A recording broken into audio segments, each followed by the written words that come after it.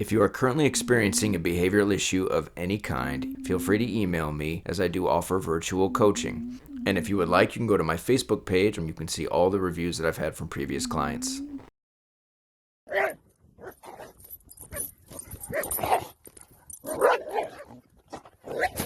My name is Kevin. I've been working with dogs for 16 years. I currently help dog owners resolve behavioral issues that have developed in their dogs. I make the distinction on my channel that dog training is exclusively skill-based, while behavioral issues are largely socially related. So the focus of this channel is canine social dynamics and the relationship dynamic between dog and human. When I engage in resolving behavioral issues in dogs, I do not use treats, I do not use toys, I don't use play. My focus is on what's happening on a social level between dog and dog owner. What you will see over the course of this series is the process that I use in just the 7 hours that Chance spent with me and Grey Goose. And one of the most awesome outcomes of that process was the fact that her car anxiety, which was on clear display at the beginning of the day, was no longer present at the end of the day. So stick around to the end of this series to find out if when Chance went back to the vet's office, if her owner had reported that Chance appeared as if she wanted to kill the vet once again.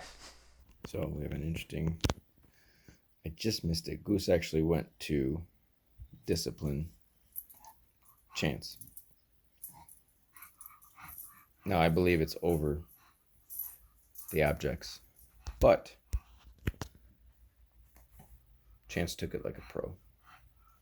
And Goose was pretty fair about it. She really didn't do much. But you see how Goose is staying on her.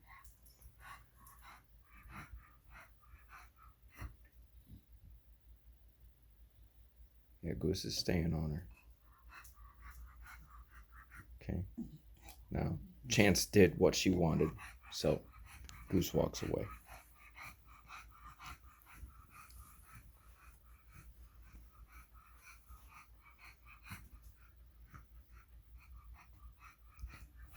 Now I'm actually gonna hang it over here.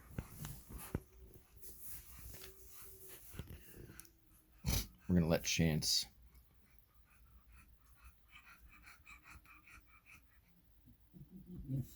okay. Yeah, we're gonna do a couple different things. We're gonna do a little bit of me keeping Chance in here and a little bit of letting Chance come in here on her own. I've already kept her in here a little bit, but then I go to the bathroom, and she followed me to the bathroom actually. So she's showing that if I sort of leave the room, she wants to follow.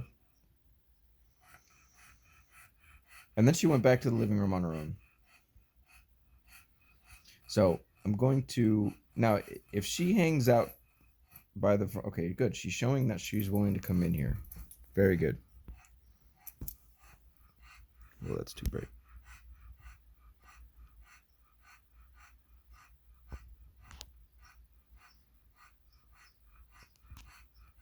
But if she were to say hang out by that front door way too long, then I would go bring her in here. But she's doing a good job coming in here on her own.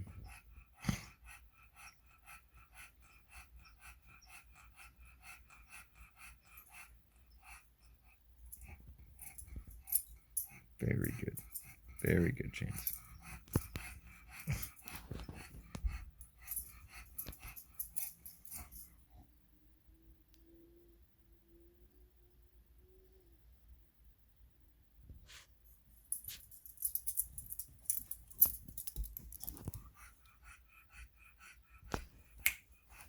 Down. Okay. Now the reason I did that was because I wanted to see what she was doing there that first time. But Chance, down. What I want to do is tell Chance. I want to tell Chance what to do. Give her some direction. She's kind of her mind. You see, her mind is kind of all over the place. I don't want her to worry about what's going on out there.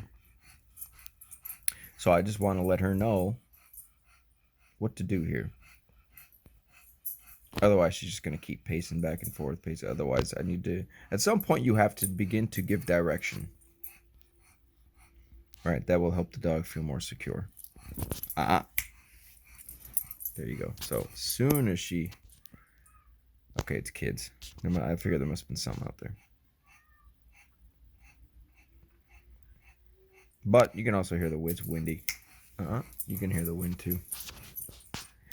So yeah, every time she wants to go see what's going on outside, I'm saying, no, don't worry about it. Right? Because there really is nothing for her to worry about. She don't need to worry about what's going on outside.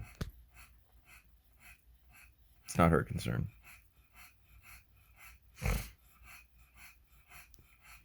But these are the things where, you know, if you don't do these little things to give the dog direction, to give the dog structure, to take the leadership role, then this is what creates an insecure mind in the dog, right? Because now the dog's like, I don't know what to do with myself. And I feel like I have to control or manage everything. The dog believes it's in the leadership position, as I said before, and the dog does not want to be in that position. So it creates a stressed out, anxious dog, right?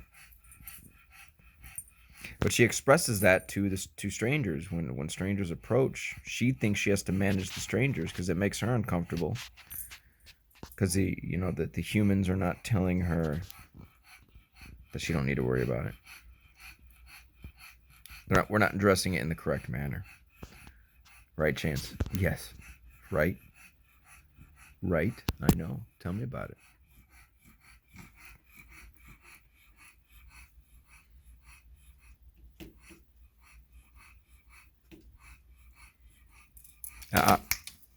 No. See, I just wanted to see what she would do there. So I guess it's safe to assume every time she goes to the window, you know, she's trying to, she's caring about what's going on outside, and she don't need to. So you just reassert that over and over again.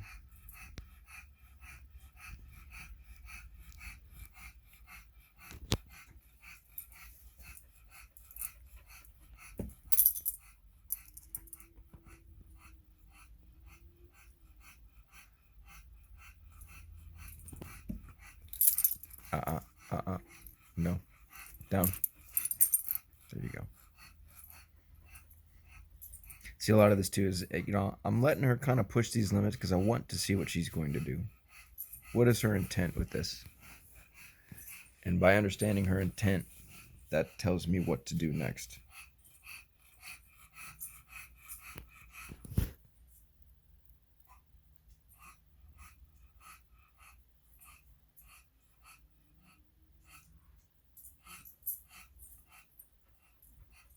But before she was just hanging out by the front door. Now she's coming in here a lot more.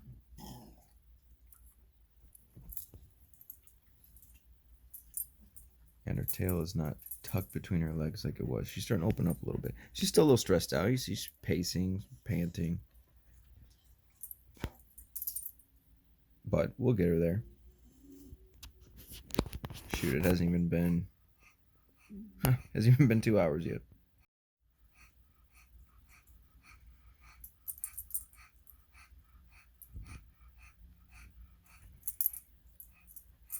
So here's the pattern I'm seeing with her. She'll run to the front door. She'll come back in here.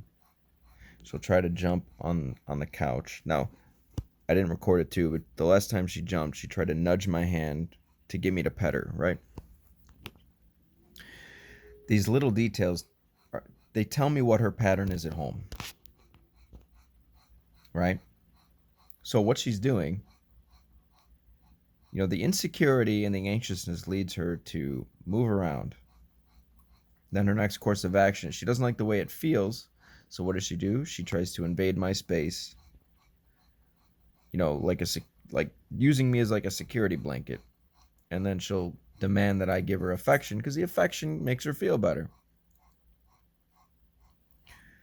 Right? The affection gives her some semblance of security. But as I stated before, her being able to do that, like if I let her demand that from me and I started petting her, then all I'm going to do is I'm going to be giving her, I'm sending the message to her that A, it's okay to be anxious and stressed out, and B, or I should say, A, it's okay to be anxious and stressed out, B, you can use me as a security blanket, and C, you can make demands of me and I will give in to them. So we have to move the other direction. Now, see, this is the first time since she's been here that she's laid down and just sat in one spot, which is great. Excellent. So now she's starting to relax a little bit. Now, this would not have happened if I had let her jump on me and demand affection from me. But I told her not to worry about what's going on outside. She tried to invade my space. I told her to get down. She tried to nudge my hand for affection. I said no to all of those things. You know, there's a period of time where I wouldn't let her run away from me. I kept her in here. Goose actually Goose disciplined her only once. But you see what she did there at the tail end of that, where she was basically telling the dog, like, chill out. And now that the dog understands that there's no other option, there's no other course of action, this is the next course of action, which is, I guess I'll just lay down and relax. Because the communication is now clear. I've set boundaries where there needed to be boundaries. And now, when you set boundaries in the appropriate place, a dog's next course of action, because it can't do anything else, right? It can't jump on me, can't demand anything from me. I'm telling her not to worry about what's going on outside. Well, what else does she have to do but to just relax? Just sit down and relax. Make yourself at home. Right? And that's what I want her to do. I want her to relax. And of course, this is a new environment. You know, this is a new environment, new dog, new person. It's going to make any insecure dog a little stressed out. But this is how we get them through these things. And I didn't do much, right? Just told her no a couple of times. But you also demonstrate that, you know, you're the authority figure. A lot of it is clear communication at the right times. And just not letting a dog run away from things, you know.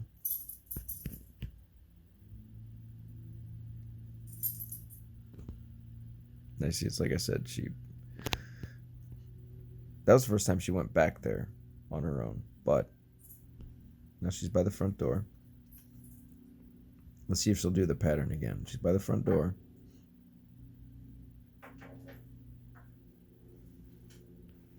Sounds like she's messing with the table. Okay. She's investigating things. I'll let her investigate things.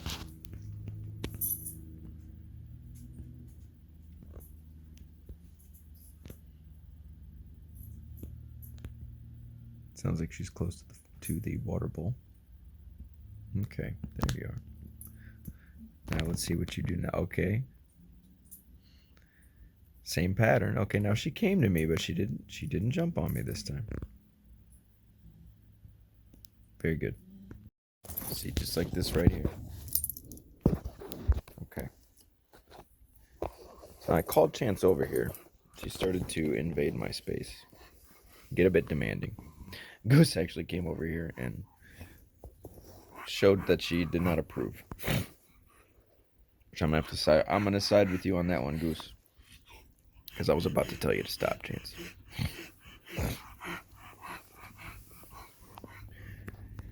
She was hanging out by the door a little too long. See? Down. And I wanted her... Now, the good thing is, though, is... Down. She's coming when called.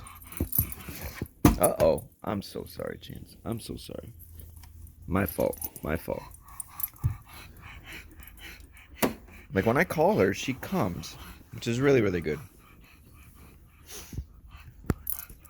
But what I don't want her to do is come and just invade my space like that. I just want her to come, be with the group. Sit. Sit. Good girl. Okay. Get comfortable. I tell you though, she's doing a great job. I did find it interesting, though, that when I called her, she came over and she started. Now, when I reached my hand out to grab the leash, she recoiled, right? She backed up. But then when I got her, she got in my space and started nudging my hands for affection. So I think it may be a sign that, like, at home, if somebody calls her, she comes right up, and maybe that's her first course of action. Is she gets in their space, starts nudging their hands, and then they pedal over. So I want to create a new pattern. Sit. Good girl. I want to create a new pattern here where we don't do that right away. Sit. Good.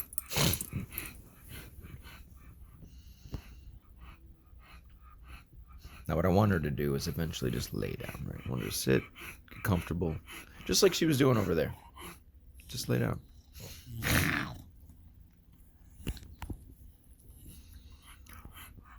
Now I'm gonna push Goose away too.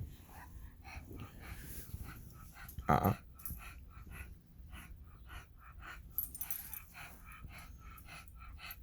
you go.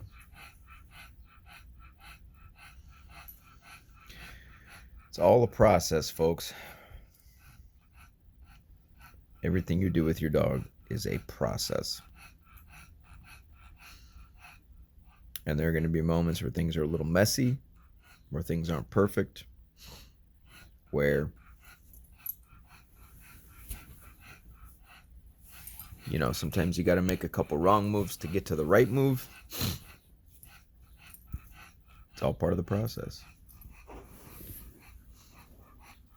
But, you know, you gotta work through these things. That's what a process is, right? But I like to show the messy stuff. I like to show the stuff that isn't perfect, you know, because I don't care what anyone tells you. There are, you know, as picture perfect and polished as people like to make their quote training out to be. No, I'm telling you, there are messy moments. They just don't want to show you those moments.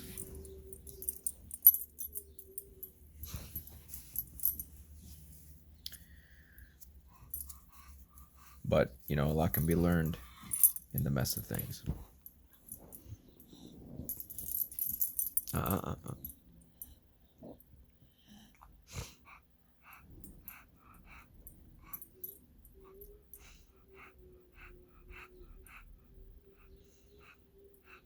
Chance, come here.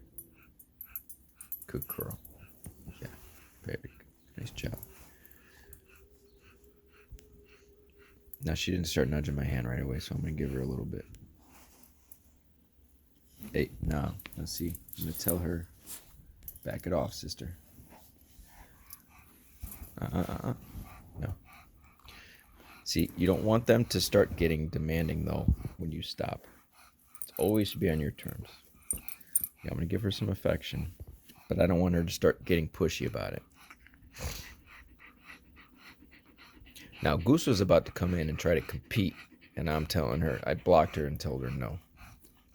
That's what I did there.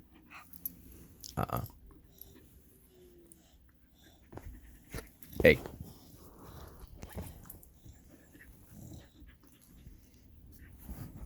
Sit. See, even that hand on the paw on the leg. It's a form of demand. I don't want it.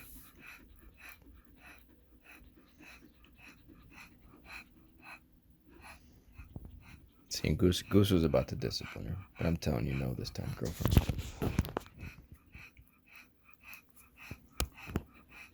See, it's these little subtle things that get people in trouble. Because we think it's harmless, right? We don't really think anything of it. But again, it makes a big deal in the dog's mind. And that's what's important. It matters to the dog. And some things may seem cute. You know, oh, the paw on your leg. Oh, it's so cute. No. It's not as cute as you think it is.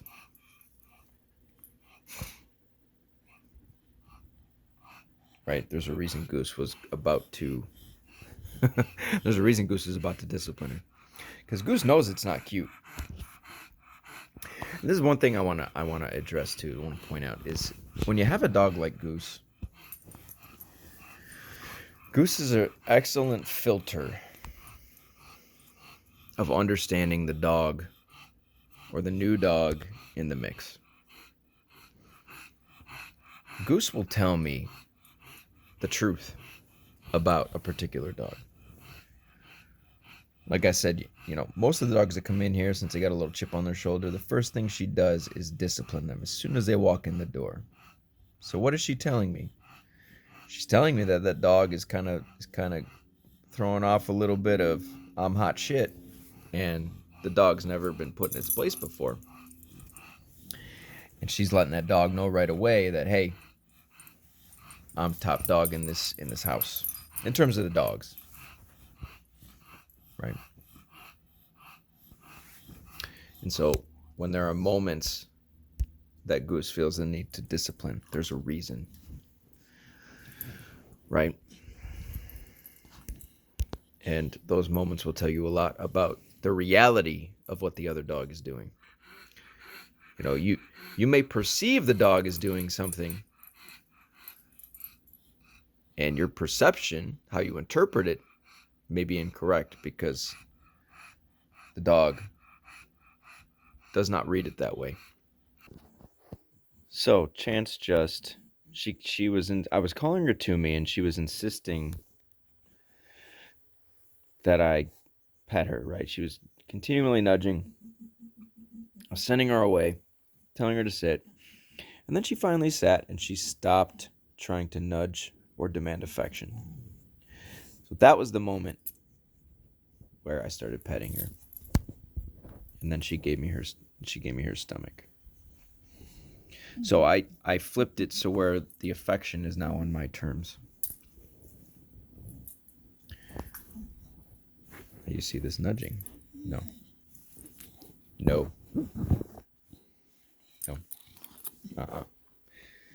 You see, so you gotta reframe this. She can't nudge to get the affection. Sit.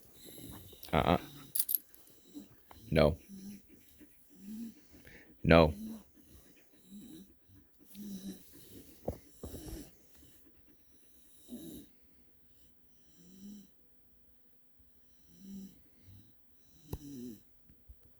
Okay, see, like that.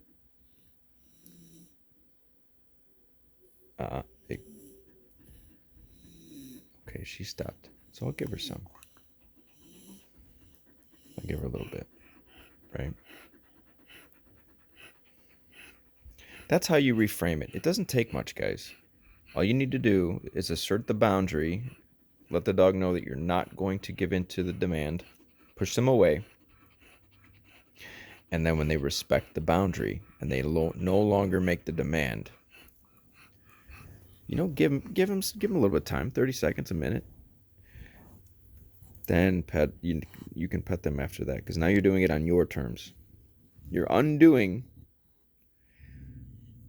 the mistake that was made, right? Which was allowing her to demand it from you. You're flipping it. And that's how it's done. And now the petting is on your terms, not hers. Now, I just want to make a point for all the play-based advocates. I got a fur pull here, right? Chance couldn't give a fuck about it. Couldn't give a fuck about it. Right? So, not part of the problem, not part of the solution. Chance doesn't really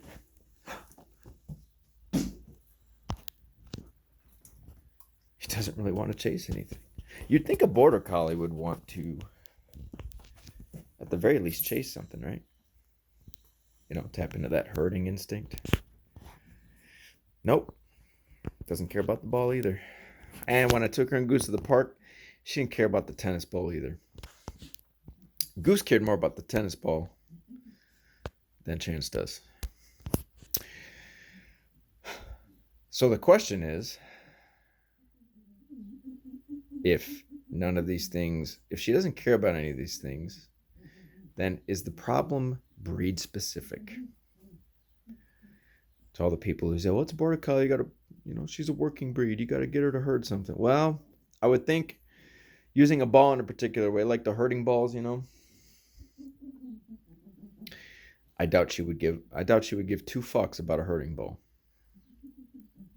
Now, if you put her in front of some live animals, I don't know, maybe, possible. But again, the issues that Chance has are of a social nature, right? We have to address these things on a social level. That's the root of Chase's insecurity. It has nothing to do with her being a border collie. It has nothing to do with her being a working dog. Just like my series with Cooper. Had nothing to do with him being a shepherd. Had nothing to do with him being a higher drive working dog. Had nothing to do with that. Right? These issues are social, not breed. That has nothing to do with breed. It has nothing to do with, the solution is not play. The solution is not making things into a game. The solution is relationship, right? Funny story. Goose cares more. Goose cares more about the flirt pole than Chance does. Right, girl? She cares more about it than you do. Right? Goose? Goose? Goose? Huh? Goose cares more about it than Chance. Funny. The bulldog cares more about the flirt pole than the fucking border collie, right? What are the odds? But it just goes to show you, I try to tell you people, it's not the solution. I want to make a point to all the play-based advocates. I have a border collie here, right? Border collie doesn't give a fuck about the flirt pole, right?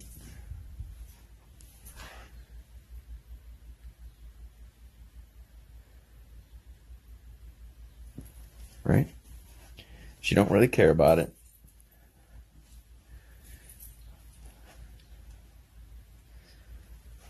Right? Is she a little interested? Yeah. But you know who's really interested in it? Goose. Goose is the bulldog. The bulldog is, yeah, girl. Yeah, the bulldog's interested in the flirt pole, funny enough. Tear that thing apart, girlfriend. And yet the border collie, look, we got a ball here. She can give two fucks about the ball. Oh, you got to get him to herd. They're a herding dog. It's a working dog. Her stress is because she's not mentally stimulated. No. She does not give a fuck about the ball. She doesn't give a fuck. And at the park, she didn't care about the tennis ball. She don't care about the flirt pole. Now, you might argue, well, you got to get her on some livestock, get her to herd it. That's, she's stressed because she's not fulfilling her what she was bred to do. Bullshit. Her issues are of a social nature. It has nothing to do with play. It has nothing to do with her breed. It has nothing to do with the fact that she's a, quote, working dog. It was the same when I worked with Cooper. Cooper was an Australian Shepherd. The solution was not to get him to do what an Australian Shepherd was meant to do. You see, these issues are of a social nature. It has nothing to do with the breed. It has nothing to do with the coat of paint on the outside of the dog. It has everything to do with the social hardwiring of the dog. It has everything to do with the relationship between her and her owners and humans in general. The solution is not play. The solution is not get her to do what border collies do. We have to approach this from a different angle.